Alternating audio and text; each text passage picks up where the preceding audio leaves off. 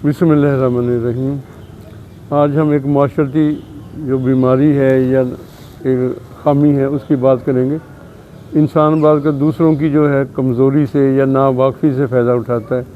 उसको पता नहीं होता कि उसकी गाड़ी में कोई नक्स है कि नहीं है, या गाड़ी चलती नहीं, एक नक्स का पता है, लेकिन मिस्त्रियों के पास जाता है तो कई नक्स और निकाल देते हैं और बात कर जायज़ पुर्जा डाल देते हैं। ऐसे ही बात हम देखते हैं कि पंक्चर अगर एक गाड़ी को है तो वो 2-3 और निकाल देते हैं। तो इस किस्म का लूट खसूट का हमारे माशरे में इसको बुराई नहीं बल्कि कारागरी समझा जाता है।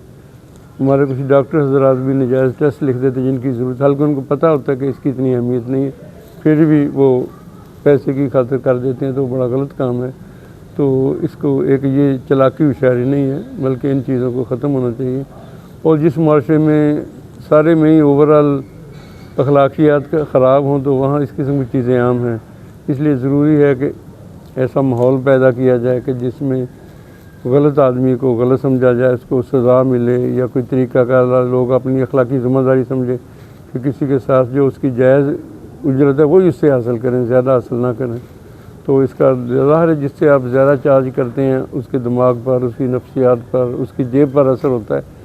तो इसलिए ये सब के साथ जो है जो उसकी नॉर्मल उजरत बनती है किसी की भी वही वसूल करनी चाहिए। फ़ालतू पैसे लेना ये बिल्कुल अखलाकी जुर्म है।